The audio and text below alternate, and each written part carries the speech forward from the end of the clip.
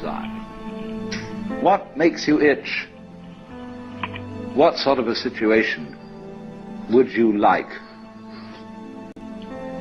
Let's suppose, I do this often in vocational guidance of students. They come to me and say, well, we're getting out of college and we haven't the faintest idea what we want to do. So I always ask the question, what would you like to do if money were no object? How would you really enjoy spending your life?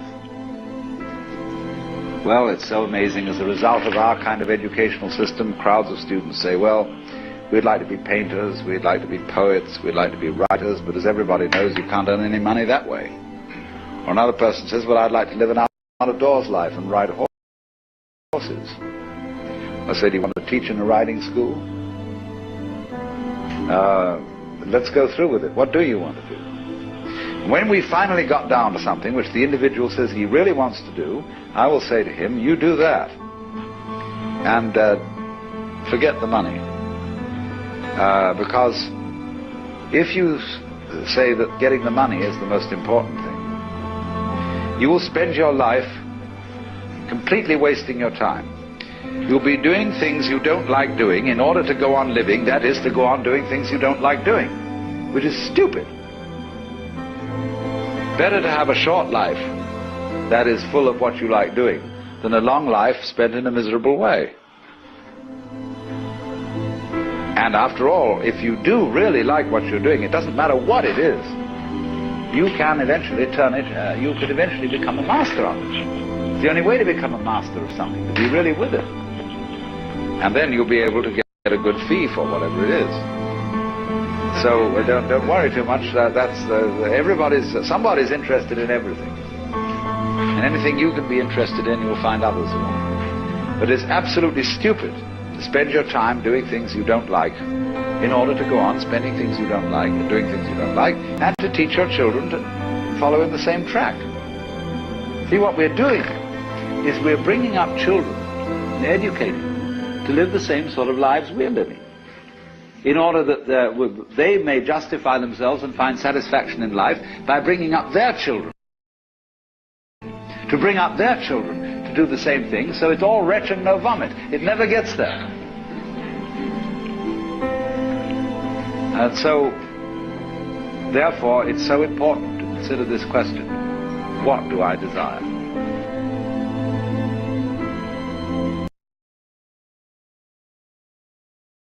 What do I desire indeed? Hello to you all. You're watching RHTVLive, and of course we're going to talk politics and geopolitics. We are streaming live from the beautiful city of Maastricht. And let's start off with what's happening in the Netherlands. Now, yesterday there was a beach party in Scheveningen, and there was a riot during this beach party. And over here we have Scheveningen, right? It's on the beach. And there was a riot, and the military units were deployed en ingezet vanwege rellen in Scheveningen. Jongeren bekogelen politie. So young kids are, throwing stuff at police like glass and rocks and other stuff. And it's very sad to see that this is happening in my beautiful country, the Netherlands. Let's take a look at the police.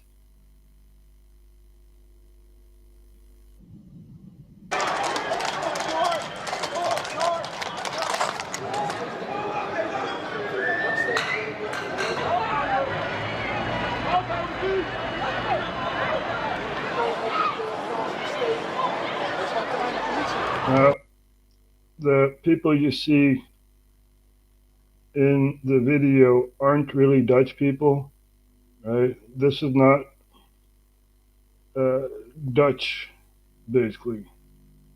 These are all, mostly refugees. and people from other countries, maybe some Dutch colonies, Suriname or something like that, right? But these aren't the typical Dutch people. These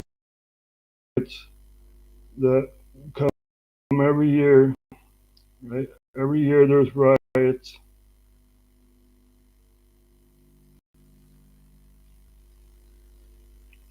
Every year there's riots, and this is not the typical Dutch audience.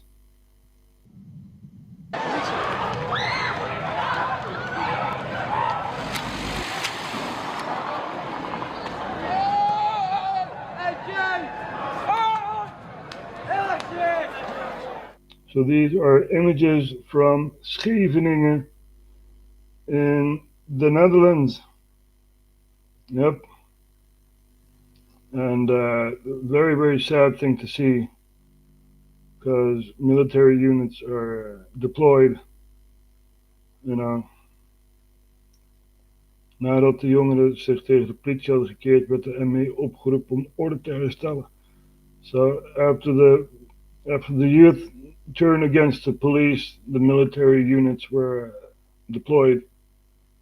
There are no arrests. Er zijn geen aanhoudingen verricht. Tegen middernacht was het weer rustig. Against midnight, the calm set back, right? And people in politics in Scheveningen or The Hague, which is basically a part of The Hague, Scheveningen, they have all these questions and stuff like that, So this is happening in the Netherlands. This happened yesterday. And very, very sad thing to see. So let's look at other places in the world, such as the United States, right? We already played this year Gary Franchi from the Next News Network talking about energy. Well, he's not really talking, there's someone from the Council on Foreign Relations talking about energy, and Gary Franchi points at that, right? Okay, this is all over the web right now. Radio silence from the media. White House Office of Science and Technology Policy Director Michael Kratsios says the U.S. has technology that can manipulate time and space. Listen. Advances, our passenger planes are slower than they used to be. Our trains crawl compared to those in other parts of the world. Our cars do not fly. Advances have not stopped, but something has gone wrong. Stagnation was a choice. Remember that. Stagnation was a choice. We could have been in space in these times, right? If it did not stagnate the technology. And it's a choice. It's a choice. We're going to look at stagnation in other parts of the world. But first, we're going to play this here. We have weighed down our builders and innovators. The well-intentioned regulatory regime of the 1970s became an ever-tightening ratchet, first hampering America's ability to become a net energy exporter and then making it harder and harder to build. We seem to have lost focus and vision, to have lowered our sights and let systems and structures and bureaucracies muddle us along. But we are capable of so much more. Our technologies permit us to manipulate time and space. They leave distance annihilated, cause things to grow and improve productivity. Our passenger... So we apparently have technology that can manipulate time and space. I mean, this is like straight out of Back to the Future, okay? I'm talking Doc Brown level technology here. So we have that technology, right? We're just not putting it out in public. They're keeping it secret. Yeah? We could have been in space by now. We could have been exploring other planets and solar systems and stuff like that. You know, Star Trek, right? Go boldly, go where no man has gone before, right? Explore new galaxies and stuff like that. We could have done that if the stagnation did not go as planned, right? We have free energy, you know, we have all that stuff, but we have leeches leeching upon the population, uh, dragging it down, right? Because you have these bills to pay, energy bills, this bill, that bill, this bill, that bill, you know. So we have the technology to go forward, but they're withholding that technology. You know, they're stagnating countries, so the economy will fall, basically. And a prime example is what's happening in England. There is a certain place in England, and it used to be a very lovely place, but Swindon is now stagnant. You know, there's nothing happening there.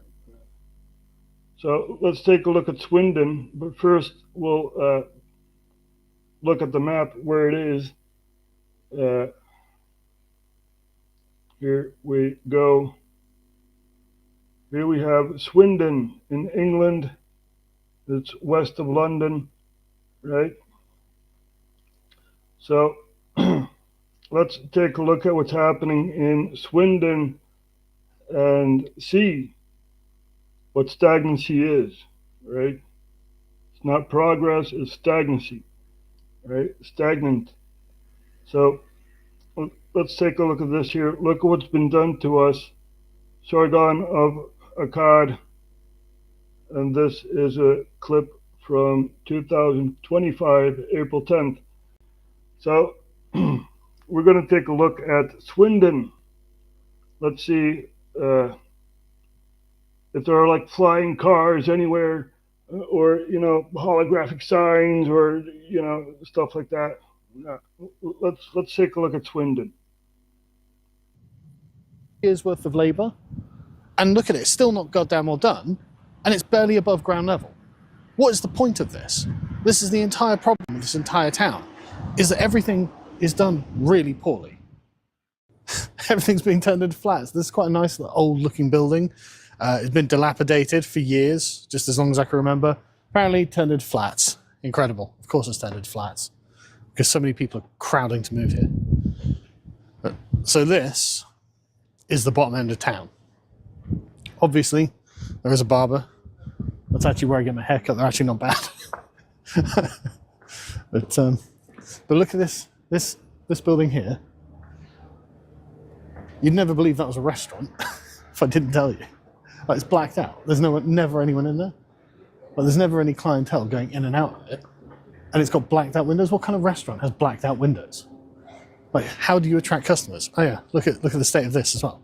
So this is the bottom end of town, right? This used to be a bar called the Lava Lounge, but before that was Walkabout, and before that was something else. In fact, that used to be a bar. So a restaurant with blacked out windows.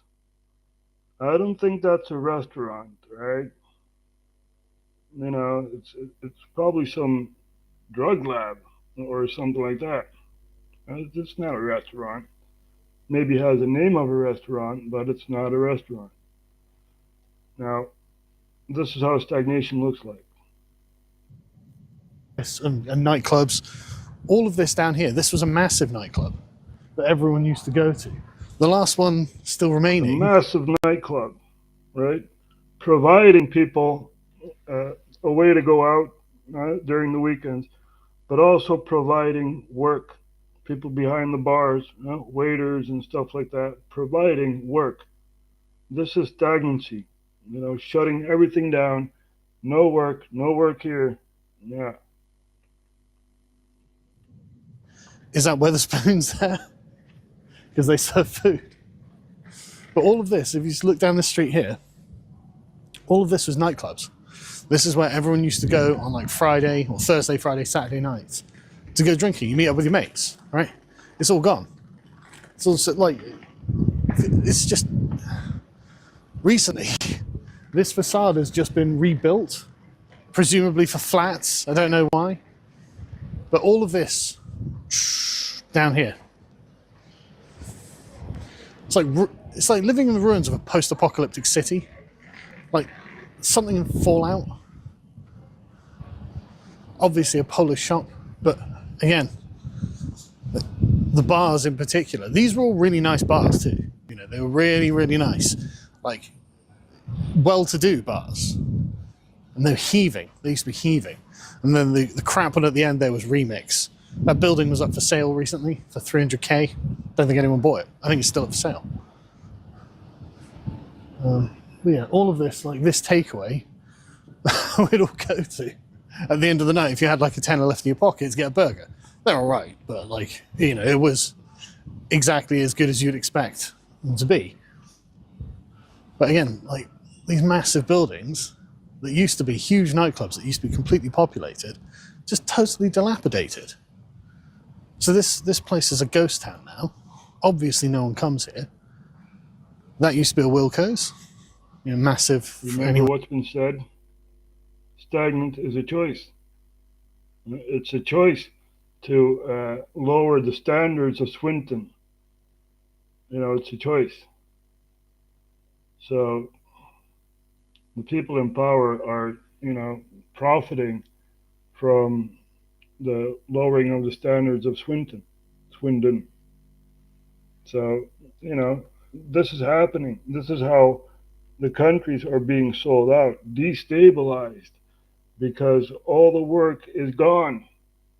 Now you need to go elsewhere. You need to go to London or Manchester or wherever in England to get other work, right? Because all this is closed. You know, it's a choice. It's a choice that the politicians were making. Anyone doesn't know, a massive home store, gone. Everything's gone. So this was the party area of Swindon, and I spent many a night down here being drunk with my mates and having a good time. And now, this town is falling apart. Because you can see here, like, gambling. Huge amounts of gambling. Not so many vape shops. There are some vape shops. So this butcher's, Kenya Butcher's, got shut down because people discovered raw meat on the floor in there. And so the health agency came down and shut it down. So great, disgusting, but they're gone, so never mind. British Heart Foundation is pretty much the only fixture here that survived anything. You know, Utopia, Power Lounge, like these are a couple of bars that have managed to survive it. Everything's closed, except for some bars and gambling places and, you know, stuff like that. Everything's closed. This is going to happen in the Western societies. You know, it's already happening in Swindon and other places in the so-called West, right? In Europe, over in America, you know, the streets of Philadelphia, it's bad, man. It's bad. We, as a human being, deserve better from our politicians, from our police. You know, we deserve better. Right? We pay these people to, you know, to better the world, but the world is not getting any better, right? They're closing down shops and stuff like that. They're taking away your financial gains, right? Got, you know, the gold reselling ones. That was a vape shop. God only knows what that was up there. You can see like half the high street has just died. And the things that have remained, gambling. Like there's literally two We Buy Gold, slots, Paddy Power there, and then a kebab shop. Oh, and another resale shop there. It's like, this is shit. This is what happens when a town is dying. You know, the lowest class industries. when all of these were actually really like that. Broadwalk was lovely. Broadwalk was a really, really nice pub back in the day. And this is just what we have to live through and walk past every single day. Pawnbrokers, bingo slots.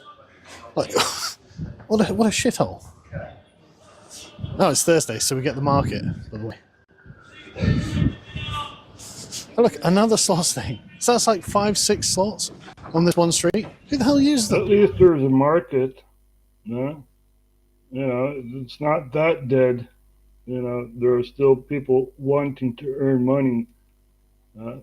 And it's sad. It really is sad. As I've said before, we could have gone to space. We could have explored like galaxies and stuff like that, man. Instead of that, we're stuck on this planet with a distinct elite profiting from the population who is not getting any work, right? They're closing down stores. So it's sad. It's really sad. You know, the street could have been bustling with people and people earning money and, you know, bettering themselves. But no, now we have beggars on the streets and, you know, it's sad. It really is sad. Benefit scroungers, that's who uses them.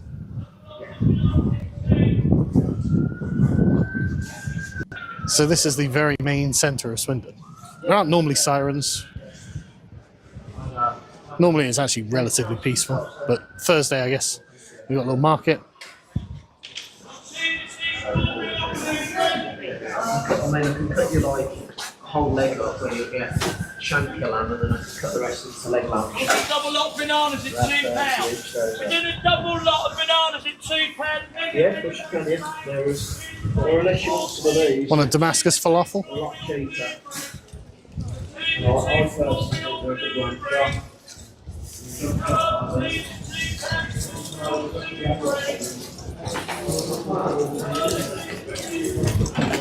He also goes into a shopping mall. Right?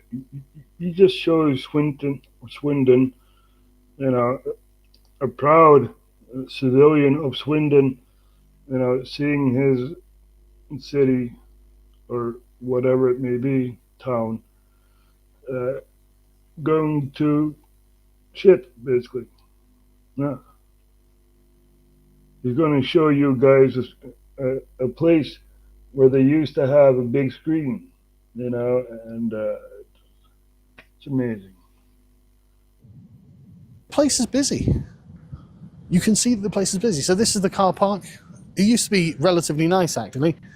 They used to have, I mean, it used to be painted, and it used to have a massive screen up there, so they could show things to people walking past. The screen is now gone and broken. It looks completely run down. It looks disgusting. And they've painted some insane esoteric mural there that means nothing to anyone.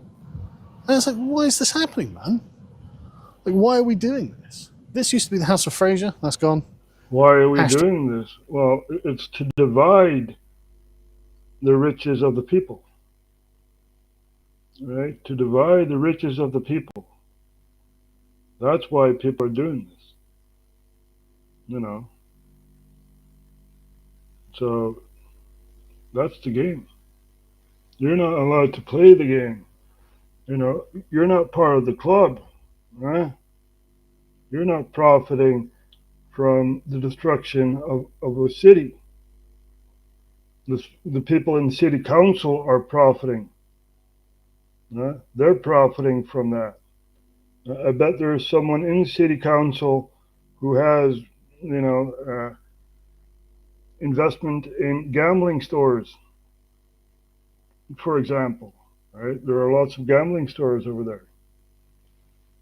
So, you know, that's what's happening. It's done on purpose. Right? It's done on purpose. Tag best of Swindon, boarded up. But the worst part about this, and this really, really bothers me, is that for some reason, they decided to put a mirror. Share your selfie at Best of Swindon. The Best of Swindon. So you call that the Best of Swindon, right? A shopping mall boarded up, and then you have this mirror where you can make a selfie of a shopping mall that's boarded up. Is that the best Swindon can do? It's embarrassing, man. It's really embarrassing. You know, but it's all part of the program, right? Take away the finances of the lower class, you know, let them sleep on the streets. They don't care. They don't care if you cannot pay the rent. They don't care, man. They don't care. You know, this is how society is. You know, people don't care. Each and every one of us has a story to tell, right? But people don't listen. People don't care. People are dragged in a weak economy, you know, and have to struggle to make ends meet, right? It's really is sad that our society is constructed this way, right? You have to earn money. Yeah, what if city council says, yeah, these shops are going to get closed? Man, where's the money then? And for city council itself, right, the heart of the economy is gone, basically. You know, they're doing it on purpose. Why would you want to? Why the hell would you want to do this? What is the incentive? Good things happen here. Good things happen here, yeah, right. Nothing happens there. You know, everything's closed. So they project it in your face. You know, everything's closed. Everything's Best of Swindon here. It's the Best of Swindon. Everything's closed. It's in your face. You know. The heart of Swindon. Sorry, it's all boarded up. It looks like the people who lived in this place have moved somewhere else, except they're still here. They're just living now in their post-apocalyptic civilization, wondering why things have ended up this way. And no one knows, right? Because the problem is so abstract that they can't... It's not really abstract. You know, there's some within city council profiting off the election of Swindon, right? You know, that's how politics work. You know, there are places over here in Limburg where we have built lots and lots of, you know, stores and stuff like that, and no one is in those stores. You know, so this is what happens. They're doing it on purpose. And those stores in Heerlen, you know, no one is in those stores, right? So we're also going to take a look at that. But first, this. Put their finger on it, and yet it's affecting everything around them. I mean, let's go in the Brunel Centre. This would be lovely. You really enjoy this.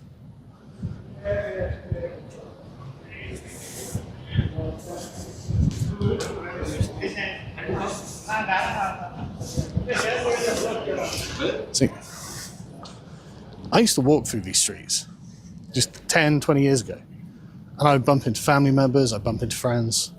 Now I don't ever see anyone that I know. Ever. Like, there's lots of my family, and I had loads and loads of friends around here, but they've had to go. They've moved away because it's not worth it. But those two Indian guys, oh, they knew each other. They bumped into family and friends. Don't call it a replacement.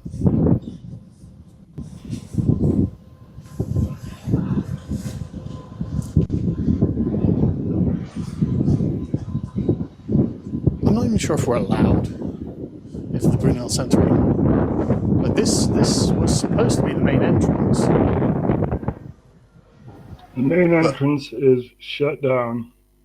Nope, you have to go to the other entrance. Right? Now, the people in politics, they profit from choices that they make. And in Heerlen, as I've said before, there was a project named Het Maankwartier. Now let's take a look at what has transpired in Heerlen. This was 9 years ago. So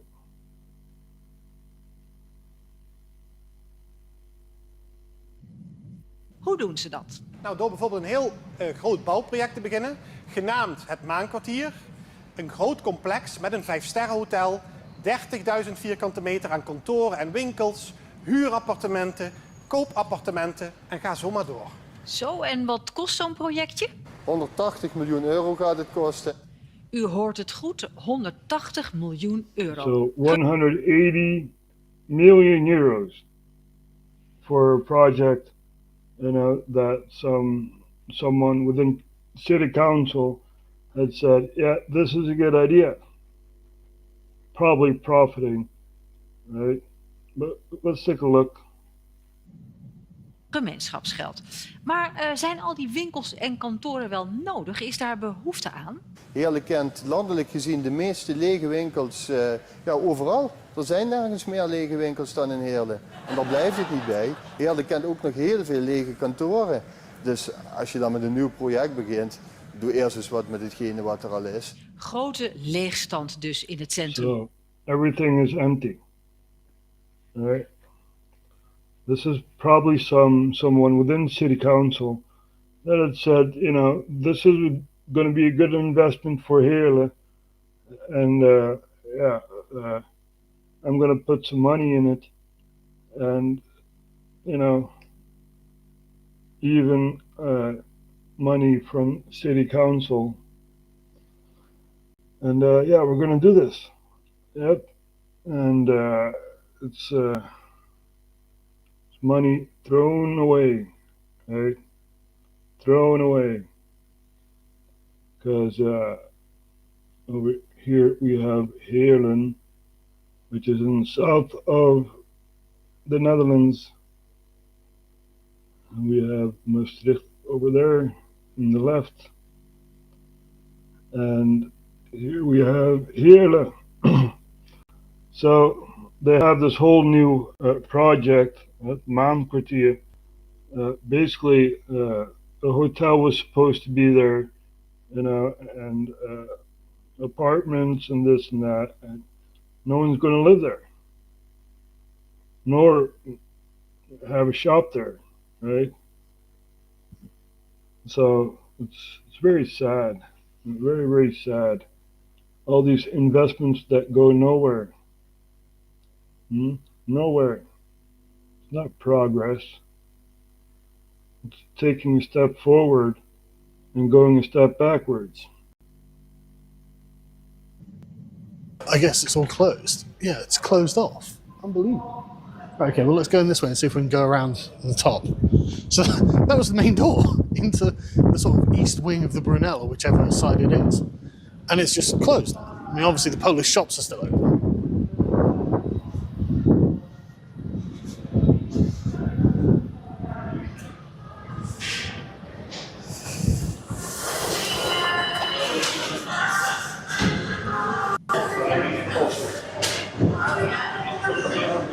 So it still looks good inside, right?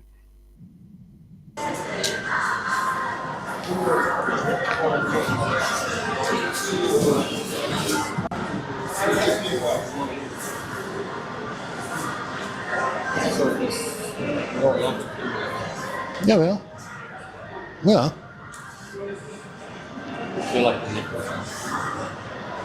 So the Sainsbury's over there, that's closed down. That closed in COVID. And we'll go up there. Yeah, we are. So he's filming it. Yeah, but this is a public area. We're allowed to film here. Yeah, but you're not allowed to film in here. Yeah, we are. We are allowed to film in here. No, not in here. Outside is okay, but not in here. Okay, we'll go Well, outside. actually, it's a public place, as you said before. And they got cameras everywhere, you know? They got cameras everywhere. They can film you, but you cannot film them. You know? Look up here in the ceiling, right? What do you think that is? A pimple? No, of course not. It's a camera, right? They're recording you, you know, and you have a right to record in a public area.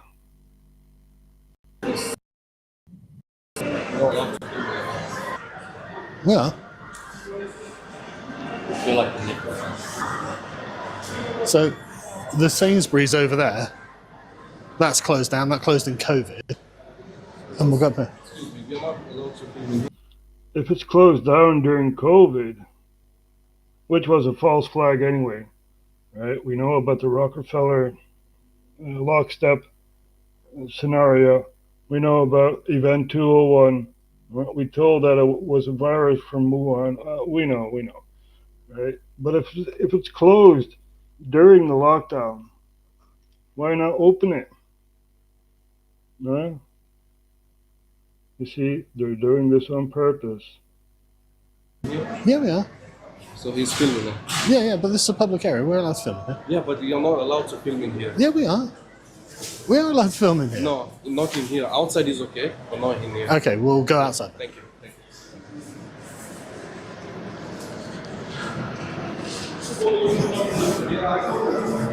Yeah, we're going to stop filming, don't worry. Yeah. All right, well, stop filming. That's fine. Yeah, okay, we'll stop filming.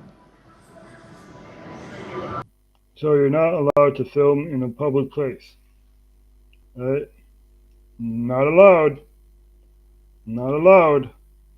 But England deems itself as a country where there's freedom.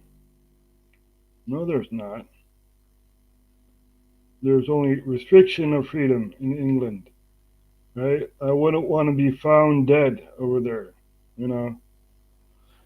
Restriction of freedom. No access this way. Nope, not allowed.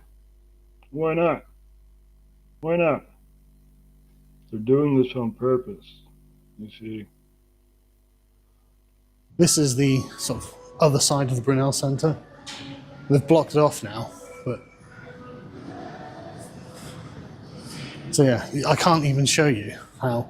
That's a massive area of the shopping centre. It's all just gone. Everything's closed down.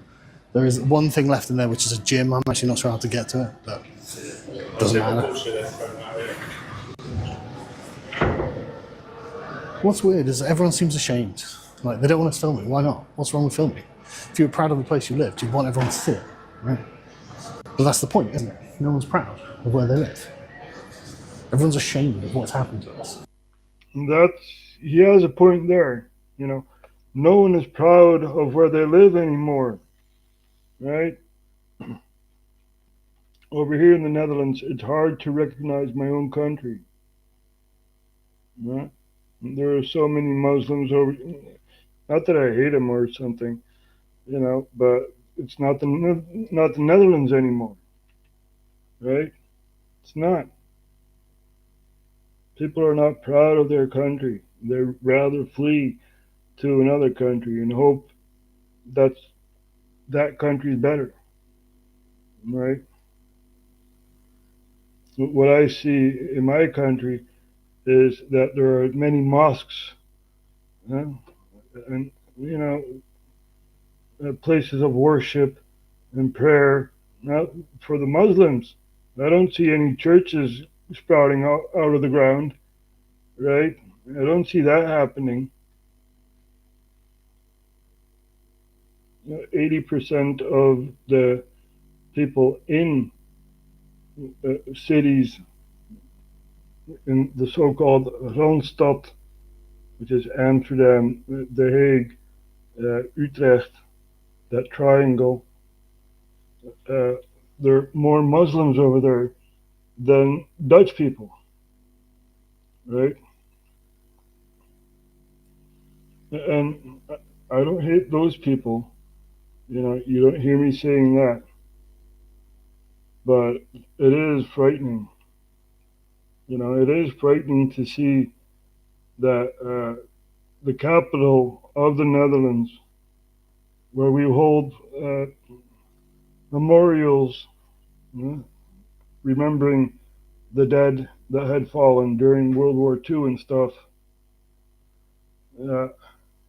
during New Year's Eve, no Dutch flag, nowhere to be found, no Dutch flag.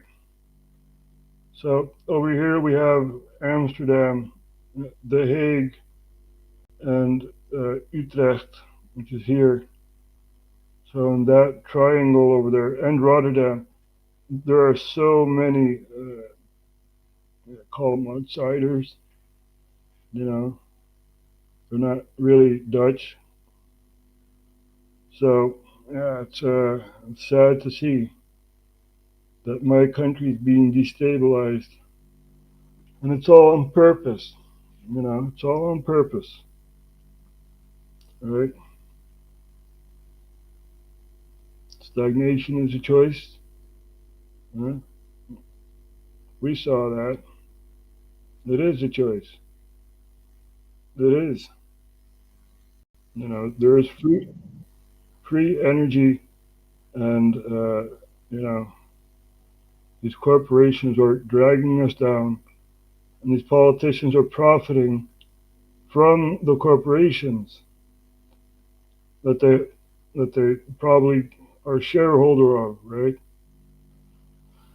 So Lieutenant General Steve Quast tells us we have the technology to manipulate space and time, free energy, no need for cell phone towers, can move anything around anywhere on Earth in under an hour, right?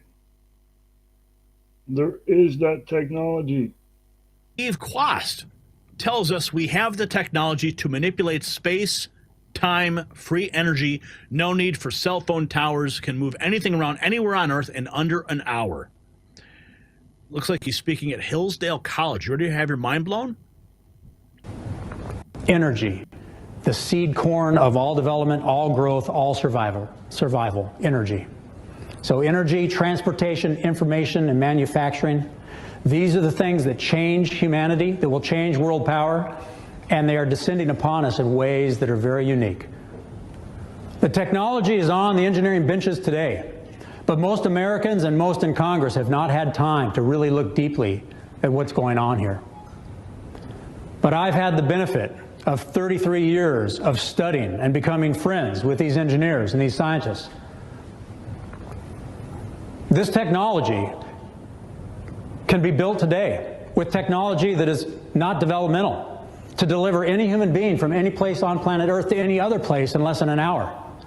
To deliver Wi-Fi from space, where you never need a cell tower to connect.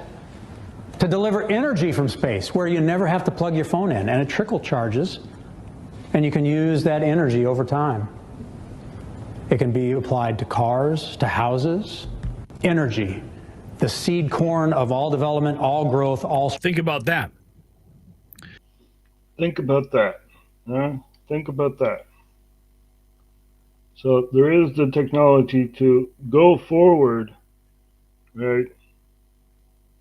But the people in power are basically holding us back, shutting down stores, you know, making an economic hellhole out of places, or even investing and malinvestments and stuff like that. You know, they don't care. They just grab into the bucket of money, right, and you know, dump it over there, and we got a new project here. As I've shown you what happened in here, right? So it's sad. It really is sad. And there's no political will to change this, to drastically change this, right? no political will in the Netherlands. People were out on the streets on King's Day. Who decided he has to be a king? Who decided that? It was external powers that decided for the Netherlands that we'd have a monarchy, right? William I was in Leipzig, and Napoleon was almost defeated, and William I had said, yes, I will be king of the Netherlands. Yep, and that's how we got a king. So, external powers decided for us to have a monarchy, right? But yeah, that was long ago. Well, people are waking up. People are realizing that, not everything that the media tells you is true, right?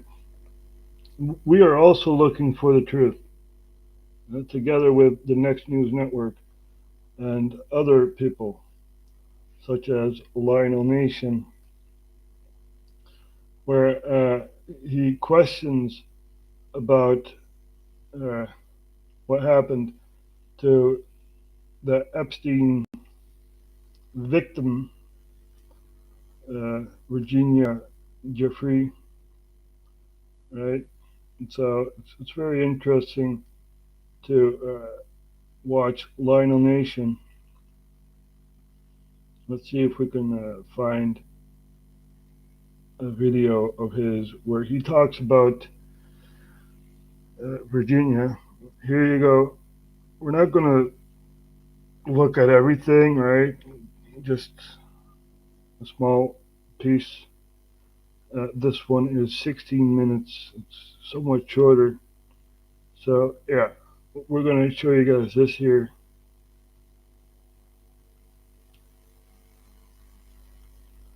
I use the term broken record to the point where I sound like a broken record.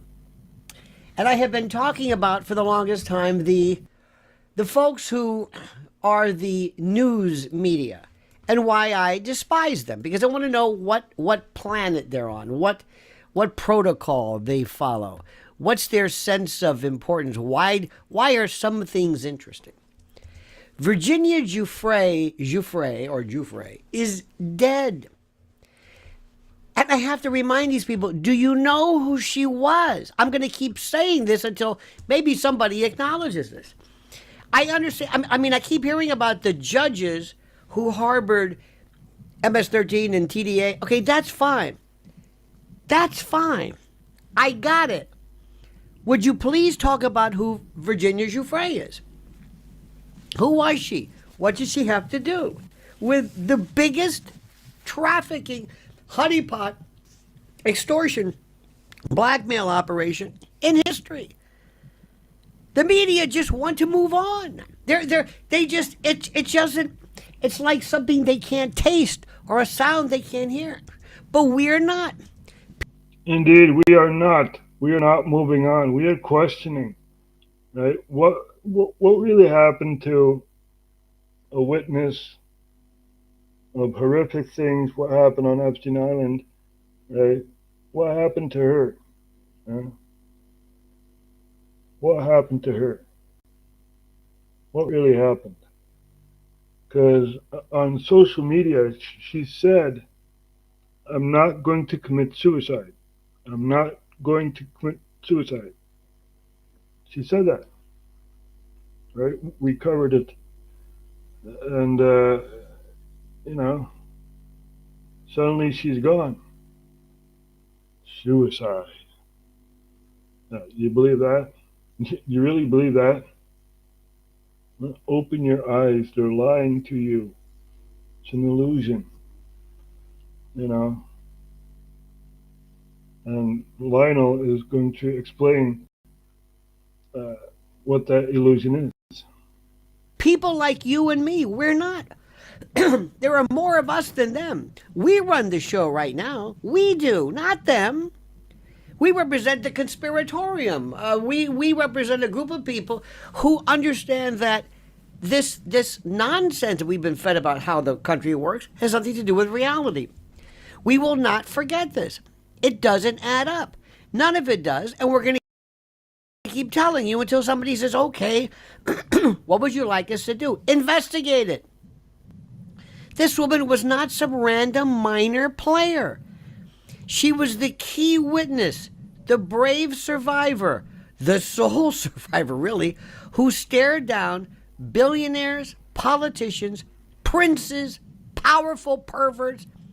She exposed Jeffrey Epstein. She pointed the finger at the highest level of global power. She named names when no one else dared. And now when new investigations are heating up, when the Epstein client list is hanging over the establishment's head like a guillotine, when she was about to announce more, she's gone. She's dead. She's through. Finished. Expunged. Ablated. Gone. Whacked at 41 years old. Alone in Australia. At least I think that's what the story is. And what are we told? Suicide. That's it. She was found unresponsive. Thank you. She will be missed. No foul play suspected. Case closed. Move along. Nothing to see here. Just move along. We knew more about Gene Hackman's living conditions than this woman. We knew about he lived in squalor, and the wife was a pig, and the hantavirus, and the rodents, and the dog, but nothing about her. Who found her? Where are these people? Is anybody? Are you satisfied with this? Virginia. I am not satisfied. Right? We want to know the truth.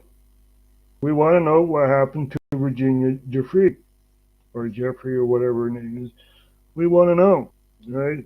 This was a key witness to Jeffrey Epstein's pedophile island and pedophile dealings and cover-ups and stuff like that. We want to know.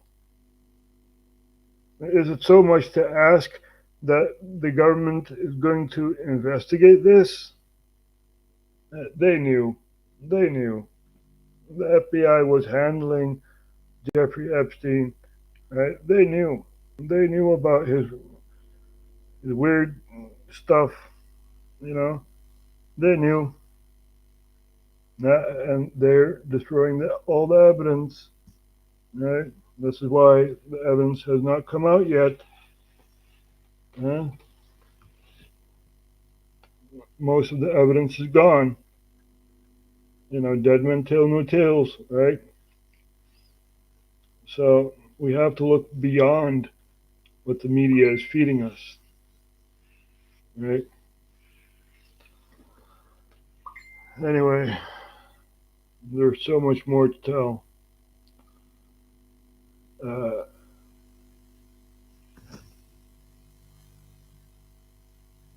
We have a clip of someone from the Netherlands saying, "I'm not going to fight."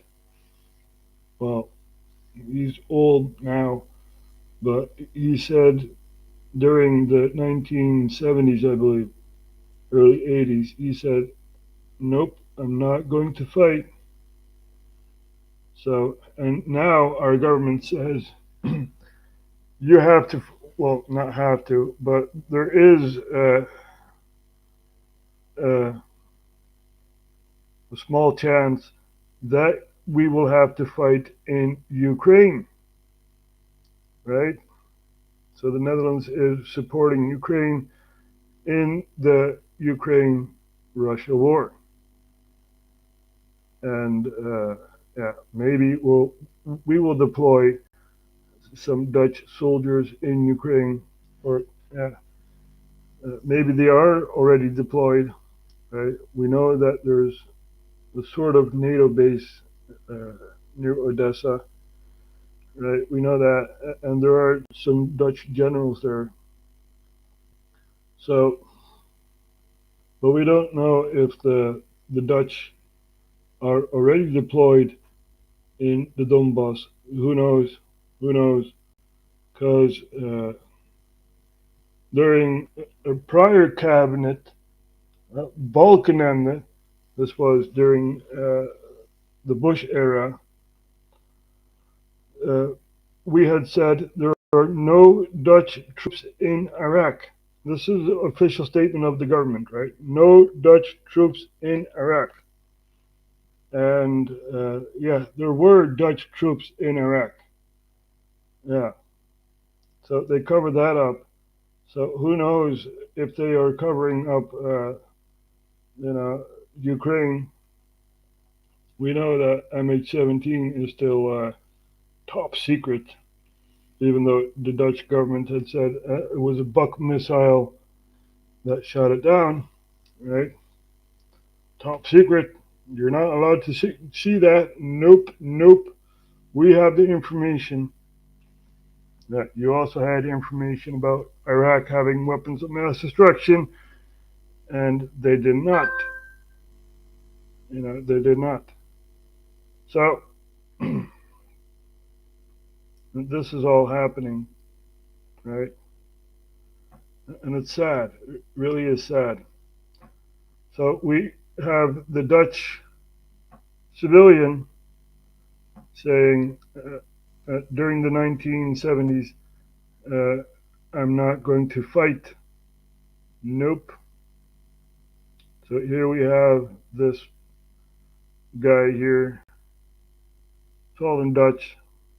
I'll translate when it's needed. So let's hear him speak. Ik ben Willem de Haan. Ik heb in 1979 dienst geweigerd. Dat wil zeggen, ik heb alles geweigerd. De militaire keuring, de vervangende dienst, alles. En ik heb daarvoor 18 maanden in de cel gezeten. En ik moet je zeggen, ik ben er nog altijd rete trots op. Want het was het beste wat ik ooit heb gedaan. So, there was a time that the Dutch youth needed to go to the army. And he said, nope, I'm not going to do that. I'm not going to go training. Nope, nope. And he had to stay in the cell for 18 months. And he's proud of doing so. Dat je nee kan zeggen tegen iets waar je het absoluut niet mee eens bent, wat je misdadig vindt. En ik zou het vandaag de dag weer doen. Ik weigerde alles wat met het militaire apparaat te maken had. Het eerste was dat ik gekeurd moest worden. Daarvoor moest ik mijn schoenen uittrekken en onder een meetlat gaan staan. En dat was eigenlijk het eerste waarvan ik zei, dat ga ik niet doen. Want ik wil niet gekeurd worden, ik wil niet in het leger. Dus je hoeft mij niet te keuren. Maar dat was gelijk een militair misdrijf. En daarvoor gooiden ze me 18 maanden in de gevangenis. Ik was niet de enige. We waren destijds met een groep uiteindelijk van zo'n 100 jongens die ditzelfde gedaan hebben. Totaal weigeren. En we kregen ontzettend veel support uit de hele samenleving van mensen die zeiden, gelukkig, er zijn mensen die opstaan tegen deze waanzin. Het begint er al mee dat ik vind dat je niet zomaar iemand kan doden. Je kan überhaupt niet iemand doden. Wat is dat voor gekkigheid dat je... So basically, he was with a group of people who said, no, we're not going to do this. We're not going to go in the military, right? About 100 people. And he said, you're not allowed to kill, so why should I kill someone else, right? When, the government says so. So he's proud of saying no. More people should say no. We deserve better. We deserve better.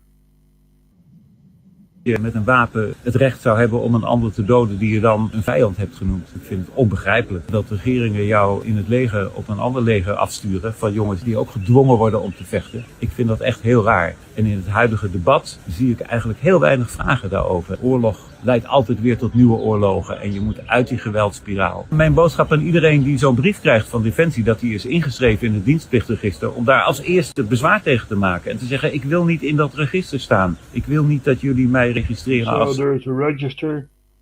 When you're 18, you automatically go into the register and you're basically approved, right? And he says, no, say no to the register, and it's a very bold thing to do, right? Because you're standing up against your government. Your government is basically giving an order, fight. You have to fight for another country, which is not yours. Fight the Russians over there. Yeah. You know, and this guy said no during the 1970s. The political situation was somewhat different, but still, you know, it's your actions that make you the person who you are, right? It's not the color of your skin, it's not your gender, it's the actions that you do. This guy had made history by saying no. Potentiële moordenaar. En de volgende stap zou zijn om met elkaar samen te komen en te zeggen, weet je wat we met die brief gaan doen? Die gaan we op het Binnenhof demonstratief in de fik steken. Deze zomer komt een boek van mij uit, dat heet Vrede als daad. En dat vertelt mijn eigen verhaal, maar het vertelt ook het verhaal van het antimilitarisme in Nederland. Dat is een belangrijk stuk van de Nederlandse geschiedenis dat we moeten koesteren. We hebben nu in Nederland een nieuwe vredesbeweging. Ik doe er ook aan mee en daar is ook veel behoefte aan die zich verzet tegen de militaristische politiek die nu gevoerd wordt. En die zeggen, mensen, denk na, kan het anders? Kunnen we de-escaleren? Kunnen we onderhandelen? Inzet van diplomatie, inzet van internationale organisaties. Er zijn echt veel meer mogelijkheden om problemen op te lossen. Het kan op een hele andere manier dan met vechten. So he says there's a peace movement, a new peace movement, and you know, we have to use diplomacy instead of fighting each other. And he's right. He's right. We need to use diplomacy. We need to go forward, not backwards. Right? This is what they want. The people in power. They want this. They want people to go backwards. No, we deserve better. We deserve better. You and I deserve better. If there's technology that can transport you from one place of the world to the next within an hour, why don't we have that? You know, what else are they hiding? Right? What else are they hiding? So,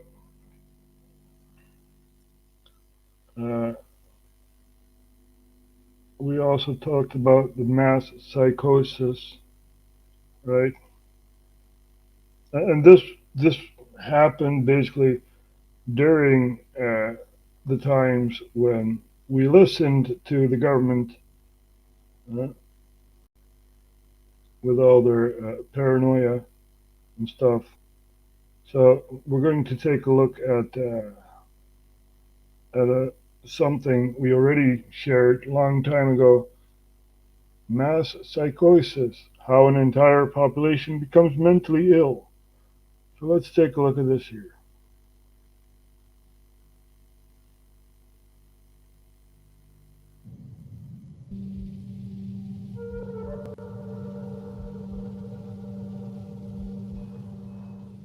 The masses have never thirsted after truth. They turn aside from evidence that is not to their taste, preferring to deify error if error seduce them. Whoever can supply them with illusions is easily their master. Whoever attempts to destroy their illusions is always their victim. According to the psychologist Carl Jung, the greatest to civilization lies not with the forces of nature, nor with any physical disease, but with our own worst enemies, or as the Latin proverb puts it, man is a wolf to man.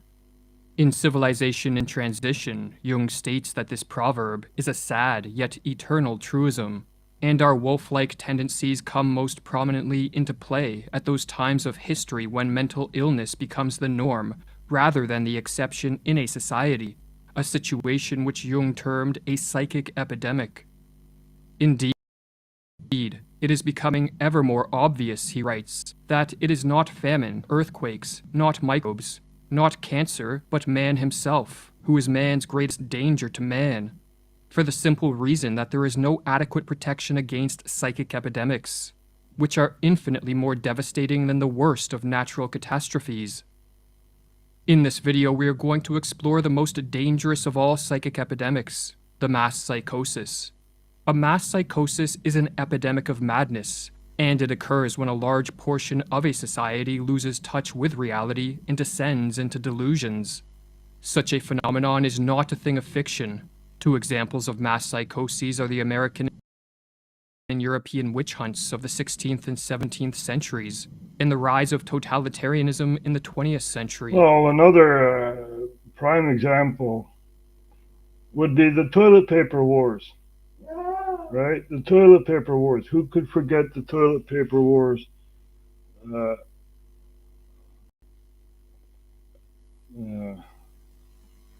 We're going to look it up. So that is also a mass psychosis. During the witch hunts, thousands of individuals, mostly women, were killed, not for any crimes they committed, but because they became the scapegoats of societies gone mad. In some Swiss villages, writes Francis Hill, there were scarcely any women left alive after the frenzy had finally burned itself out. When a mass psychosis occurs, the results are devastating. Jung studied this phenomenon and wrote that the individuals who make up the infected society become morally and spiritually inferior. They sink unconsciously to an inferior intellectual level. They become more unreasonable, irresponsible, emotional, erratic, and unreliable. And worst of all, crimes the individual alone could never stand are freely committed by the group smitten by madness. Wait a minute, like this here?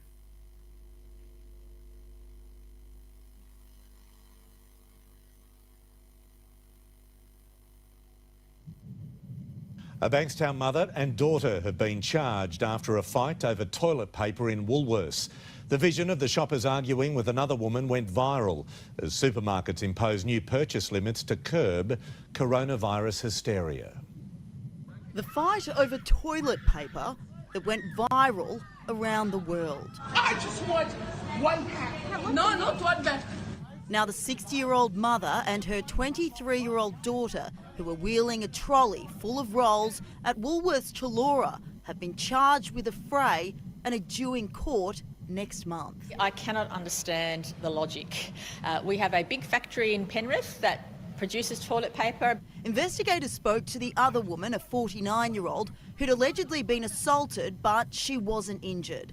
The incident, one of several at Australian supermarkets, as desperation for toilet paper reaches irrational levels. It's a mass psychosis.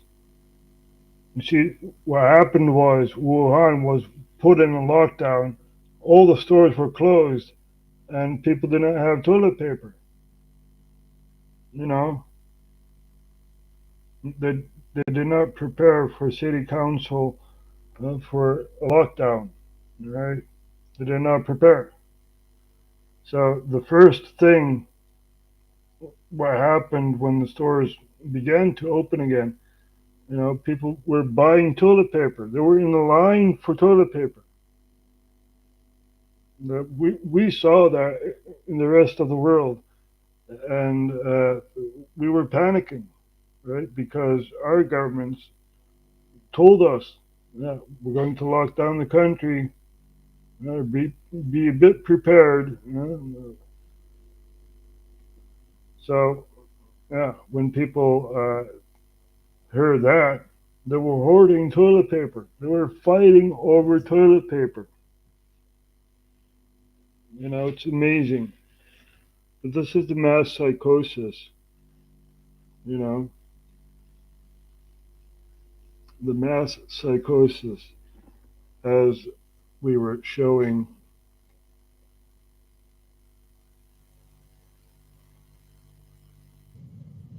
What makes matters worse is that those suffering from a mass psychosis are unaware of what is occurring. For just as an individual gone mad cannot step out of his mind to observe the errors in his ways, so too there is no Archimedean point from which those living through a mass psychosis can observe their collective madness. But what causes a mass psychosis? To answer this question, we must first explore what drives an individual mad. While there are many potential triggers of madness, such as an excessive use of drugs or alcohol, brain injuries, and other illnesses, these physical causes will not concern us here. Our concern is with or what are called psychogenic triggers, as these are most common culprits of the mass psychosis.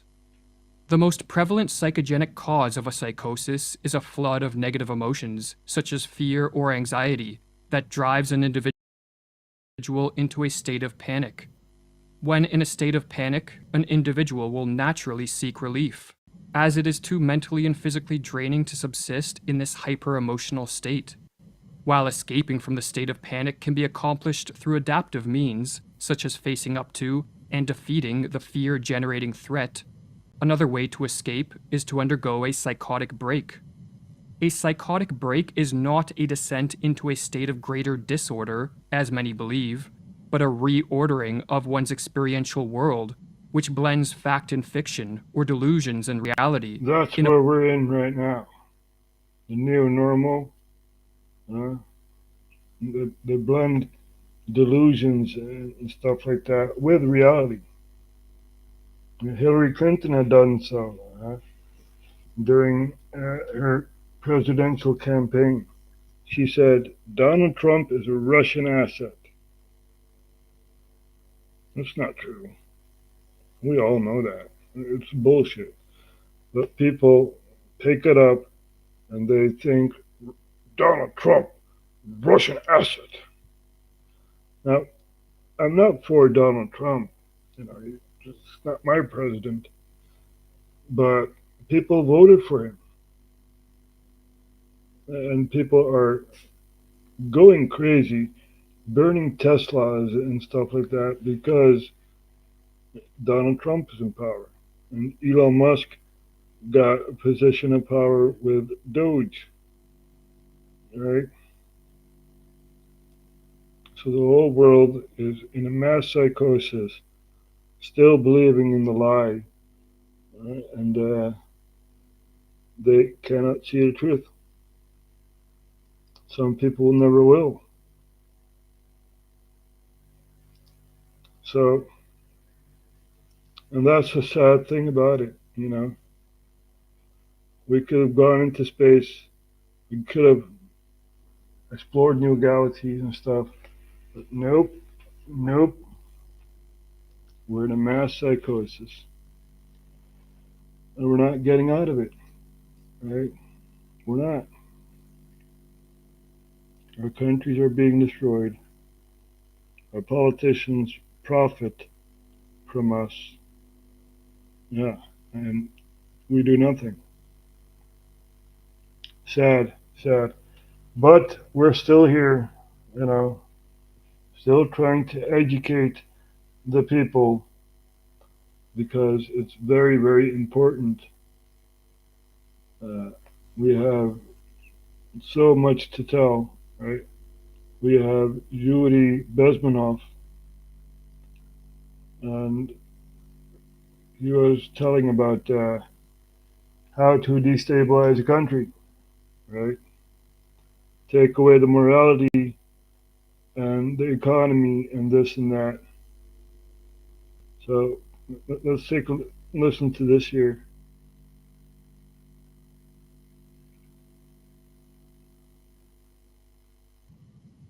We got to go back.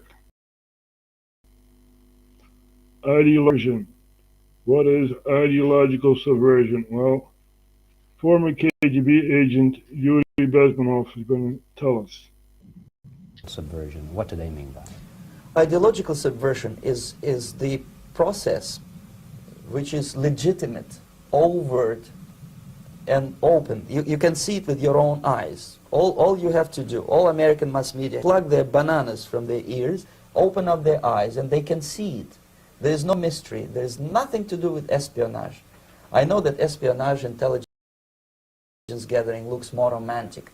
It sells more deodorants through the advertising, probably. That's why your Hollywood producers are so crazy about James Bond type of thrillers. But in reality, the main emphasis of the KGB is not in the area of intelligence at all. According to my opinion and opinion of many defectors of my caliber, only about 15% of time, money, and manpower is spent on espionage as such. The other 85% is a slow process which we call either ideological subversion or active measures, активные мероприятия in the language of the KGB, or psychological warfare. What it basically means is to change the perception of reality of every American to such an extent that despite of the abundance of information, no one is able to come to sensible conclusions in the interests of defending themselves, their families, their community, and their country. It's a great brainwashing process which goes very slow, and it's divided in 4 basic stages. The first one being demoralization. It takes from 15 to 20 years to demoralize a nation. Why that many years? Because this is the minimum number of years which requires to educate one generation of students in the country of your enemy, exposed to the ideology of the enemy. In other words, Marxism-Leninism ideology is being pumped into the soft heads of at least 3 generations of American students without being challenged or counterbalanced by the basic values of Americanism, American patriotism. The result you can see. Most of the people who graduated in the 60s, dropouts or half-baked intellectuals, are now occupying the positions of power in the government, civil service, business, mass media, educational system. You are stuck with them. You cannot get rid of them. They are contaminated. They are programmed to think and react to certain stimuli in a certain pattern. You cannot change their mind, even if you expose them to authentic information, even if you prove that white is white and black is black, you still cannot change the basic perception and the logic of behavior. In other words, these people, the process of demoralization is complete and irreversible. To get rid society of these people, you need another 20 or 15 years to educate a new generation of patriotically minded and common sense people who would be acting in favor and in the interests of the United States society. And yet these people who've been programmed and, as you say, in place and who are favorable to an opening with the Soviet concept, these are the very people who would be marked for extermination in this country? Most of them, yes. Simply because the psychological shock when they will see in future what the beautiful society of equality and social justice means in practice, obviously they will revolt. We've seen that. We've seen that during the Biden era. We've seen that. You know, ideological subversion. You know, kids being born as boys or girls, and suddenly at a young age they decide to be the other sex. You know, it's mass psychosis, right? Not about cherishing life. No, it's about walking the path and, you know, traveling that stream and going downstream. You know, you should go upstream. Choose your own path, right? Choose your own path. Nothing is stopping you except for yourself. Right? Choose your own path. So there's much more to tell, but we will be back another time. Right? Nou, man doodgeschoten op het terras van een hotel. Man killed, shot on a terrace at a hotel. Let's put a cherry on the top. Let's see what's happening in the Netherlands. This is 4 hours ago. Een 41-jarige man uit Turkije is donderdag neergeschoten op het terras van een hotel in Rijswijk. Op beelden is te zien dat hij iets aan het drinken was toen hij van dichtbij werd beschoten. Het slachtoffer heeft de schietpartij niet overleefd. Ja, wat ik u nu kan zeggen is dat het slachtoffer een 41-jarige man uit Turkije is, de heer Cemil Önal. Wat is dat voor meneer? Ja, dat zijn we nu aan het onderzoeken en dat moet dat onderzoek gaan uitwijzen. De dader is na de schietpartij weggerend. De politie heeft in de bos gezocht naar deze man, maar heeft een... So a Turkish man was shot in the head and the suspect fled the scene of the crime. Nog niet gevonden.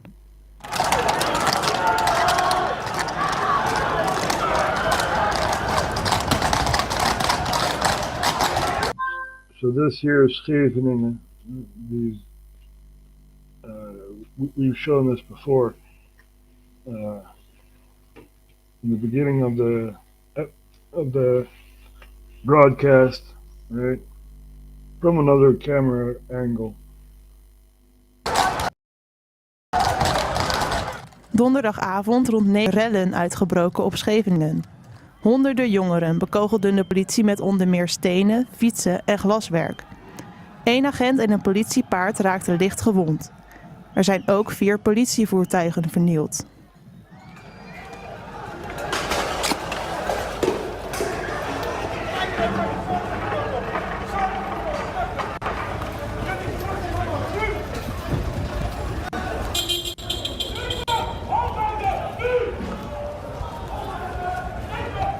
De ME werd ingezet om de rust terug te laten keren.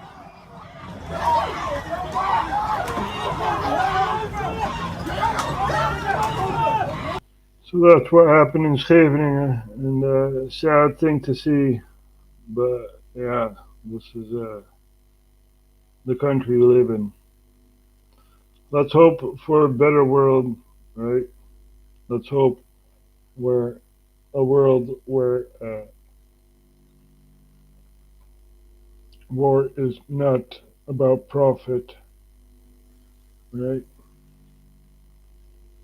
We love Jesse Wells with his war song.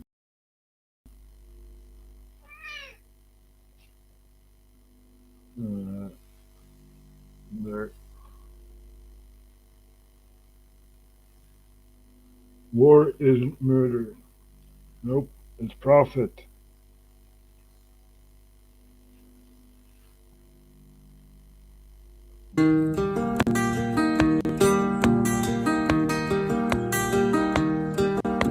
War isn't murder, good men don't die, children don't starve, and all the women survive. War isn't murder, that's what they say, and you're fighting the devil, murder's okay. War isn't murder, they're called casualties, there ain't a veteran with a good night's sleep. A dead people, the dead don't feel honor, they don't feel that brave, they don't feel avenged, they're lucky if they got graves. Call your dead mother, ask her when she died, it's a deathly silence on the other line. The dead don't talk, but their children don't forget, so in 20 short years you can live to regret that. War isn't murder, there's money at stake, yeah, even Kushner agrees it's good at real estate. War isn't murder, ask Netanyahu, he's got a psalm for that, he's got a bomb for you. War isn't murder, it's an old desert faith, it's a nation state sanctioned righteous hate. Let's talk about dead people, dead people. War isn't murder, it's the vengeance of God. If you can't see the bodies, they don't blow when they rot, and the flies don't swarm, and the children don't cry. If war isn't murder, good men don't die. So in a short 20 years, will you vacation the strip, try not and think about the dead, and have a nice trip.